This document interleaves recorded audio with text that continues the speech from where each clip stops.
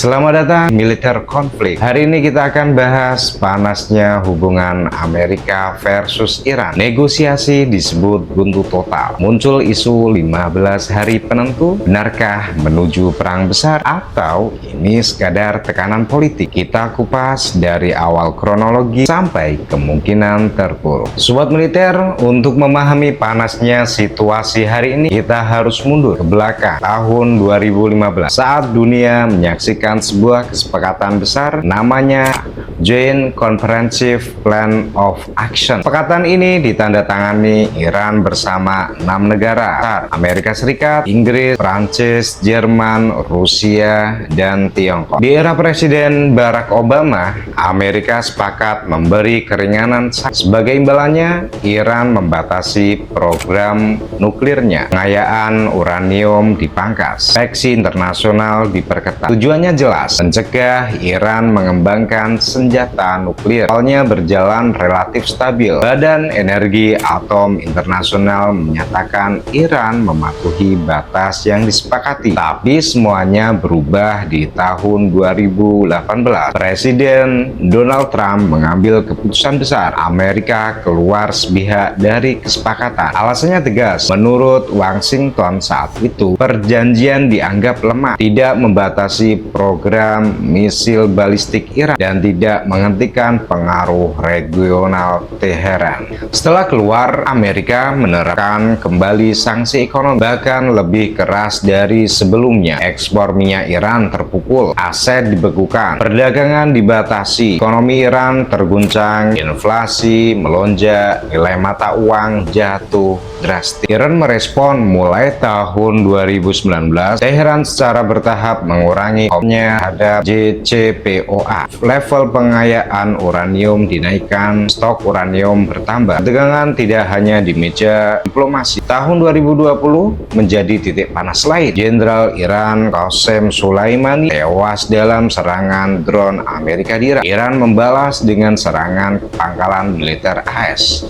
Dunia saat itu menahan panas. Perang besar hampir terjadi. Sejak momen itu, hubungan kedua negara tidak pernah benar-benar pulih. Upaya menghidupkan kembali kesepakatan sempat di era Presiden Joe Biden. Negosiasi dilakukan di Wina. Namun sampai sekarang kesepakatan penuh belum tercapai. Dan dari sinilah akar konflik hari ini bermula. Kesepakatan gagal dipulihkan, kepercayaan hilang, sanksi tetap berjalan, program nuklir terus berkembang. Dari diplomasi menuju kontroversi terbuka. Inilah fondasi ketegangan Amerika versus Iran hari ini. Sobat militer, kita masuk ke situasi paling aktual. Apa yang membuat ketegangan Bali memuncak? Dalam beberapa bulan terakhir, laporan dari Badan Energi Atom Internasional menyebut Iran meningkatkan level pengayaan uranium hingga mendekati ambang senjata. Angkanya disebut mencapai kemurnian tinggi, jauh di atas batas kesepakatan 2015. Amerika merespon keras melalui pernyataan dari Gedung Putih dan Pentagon. Washington menegaskan semua opsi ada di meja. Kalimat itu penting karena dalam bahasa diplomasi artinya termasuk opsi militer. Di sisi lain, serangan terhadap pangkalan militer Amerika kembali terjadi. Lokasinya di Irak dan Suriah. Beberapa tentara AS dilaporkan terluka. Amerika menuduh kelompok milisi yang didukung Iran berada di balik serangan tersebut. Teheran membantah terlibat langsung, namun mendukung apa yang disebut sebagai perlawanan regional. Ketegangan makin terasa ketika kapal perang dan sistem pertahanan udara Amerika diperkuat di kawasan Teluk. Pergerakan militer meningkat, latihan tempur digelar. Media seperti Reuters dan Al Jazeera melaporkan adanya komunikasi diplomatik darurat melalui pihak ketiga. Tujuannya satu, mencegah eskalasi tak terkendali. Lalu muncul narasi soal 15 hari penentu disebut sebagai jendela waktu untuk diplomasi terakhir. Walau belum ada dokumen resmi yang menyebut tanggal itu secara formal, istilah ini berkembang dari sumber pejabat yang tidak disebut namanya. Artinya apa? Artinya situasi sedang berada di titik sensitif. Jika dalam waktu dekat tidak ada kemajuan diplomasi, tekanan bisa berubah bentuk dari ekonomi menjadi militer terbatas. Namun sampai hari ini belum ada deklarasi perang, belum ada mobilisasi besar-besaran seperti invasi eskalasi. Yang terjadi adalah pola lama, serangan balasan terbatas, saling ancam, saling uji batas. Masalahnya, di kawasan yang penuh aktor bersenjata, satu kesalahan kecil bisa memicu reaksi berantai. Dan itulah yang membuat dunia waspada sekarang. Bukan karena perang sudah terjadi, tapi karena jarak menuju konflik terbuka terasa semakin tipis. Sobat militer, konflik ini memang terlihat seperti dua negara, Amerika Serikat dan Iran. Tapi kenyataannya jauh lebih kompleks. Di pihak Amerika, keputusan strategis datang dari Gedung Putih. Presiden sebagai panglima tertinggi, didukung Pentagon dan Komando Pusat A. Pasukan Amerika tersebar di berbagai titik, Irak, Suriah, Qatar, dan Bahrain. Tujuannya resmi, melawan terorisme, menjaga stabilitas kawasan. Di sisi lain ada Iran. Pemerintah pusat di Teheran dipimpin oleh presiden dan diawasi oleh pemimpin tertinggi, tapi kekuatan utama Iran di kawasan bukan hanya militernya, garda revolusi. Unit elit ini punya pengaruh besar, termasuk melalui pasukan Quds yang fokus pada operasi luar negeri. Lalu ada aktor tidak langsung, kelompok milisi di Irak yang sering disebut bagian dari poros perlawanan. Ada juga Hezbollah di Lebanon, dukung Iran secara politik dan militer. Yaman, kelompok Houthi juga sering disebut dekat dengan Teheran. Semua kelompok ini bisa menjadi faktor pemicu. Kemudian ada Israel, negara yang sangat waspada terhadap program nuklir Iran. Pemerintah Israel berulang kali menyatakan tidak akan membiarkan Iran memiliki senjata nuklir. Artinya, jika eskalasi meningkat, Israel bisa ikut bergerak. Negara-negara Teluk juga tidak netral sepenuhnya. Arab Saudi dan Uni Emirat Arab memperhatikan situasi dengan serius, karena jika perang terjadi, wilayah mereka bisa menjadi medan konflik. Jadi, sobat militer, ini bukan hanya duel dua negara. Ini jaringan aliansi, jaringan kepentingan, dan jaringan konflik regional. Itulah yang membuat situasi berbahaya, karena jika satu pihak bertindak, pihak lain bisa ikut terseret. Efek domino, dan ketika banyak aktor terlibat, kontrol atas eskalasi menjadi jauh lebih sulit.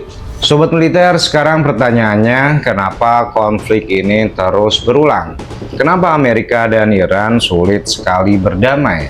Jawabannya tidak sederhana. Ada beberapa lapisan. Pertama, soal nuklir. Amerika dan sekutunya percaya program nuklir Iran berpotensi menjadi senjata. Iran selalu mengatakan programnya untuk energi sipil, untuk listrik, untuk penelitian medis. Tapi masalahnya adalah tingkat pengayaan uranium semakin tinggi, angkanya semakin dekat ke level senjata.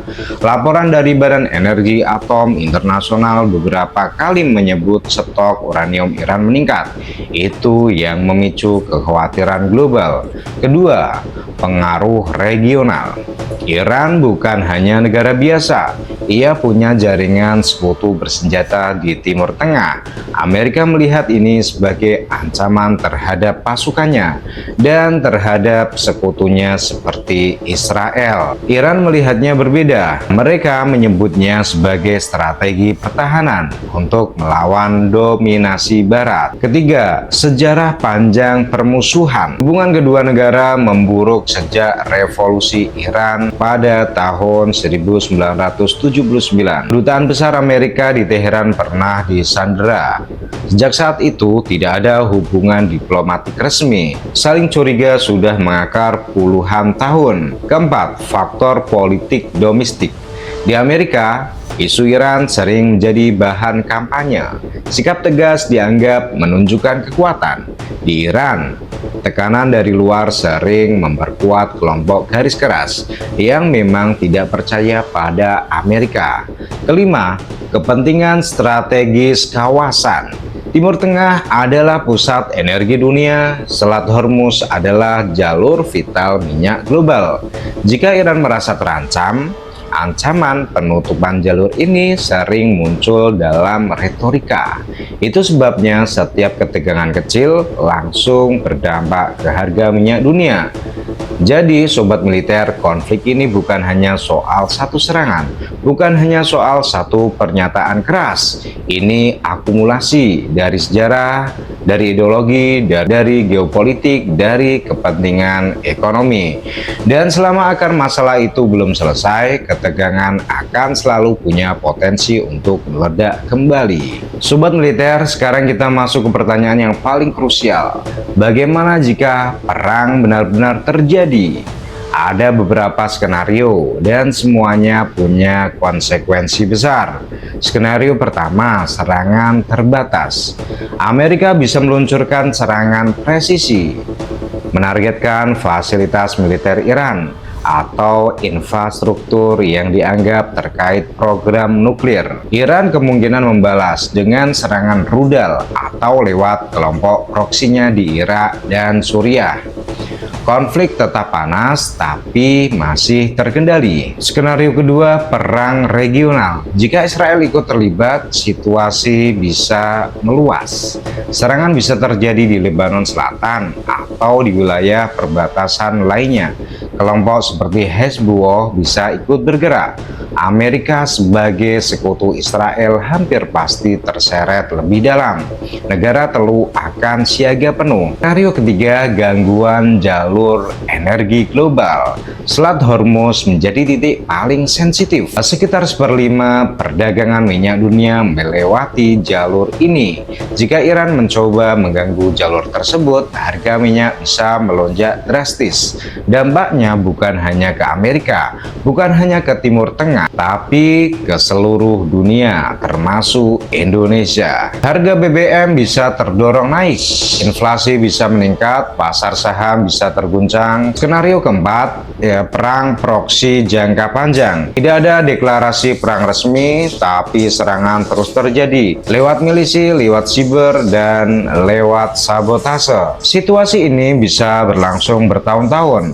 Namun, sobat militer perlu digarisbawahi, sampai hari ini belum ada keputusan resmi untuk perang total. Pernyataan dari Gedung Putih masih menekankan pencegahan eskalasi. Iran juga menyatakan tidak ingin perang terbuka. Artinya peluang diplomasi masih ada, walau sempit. Jadi, apakah perang besar tak terhindarkan? Belum tentu. Tapi resiko itu nyata, dan dunia saat ini sedang berada di fase menunggu apakah ketegangan mereda atau justru meledak menjadi konflik yang lebih luas. Setelah kita bedah dari awal sampai akhir, kita bisa melihat satu hal dengan jelas.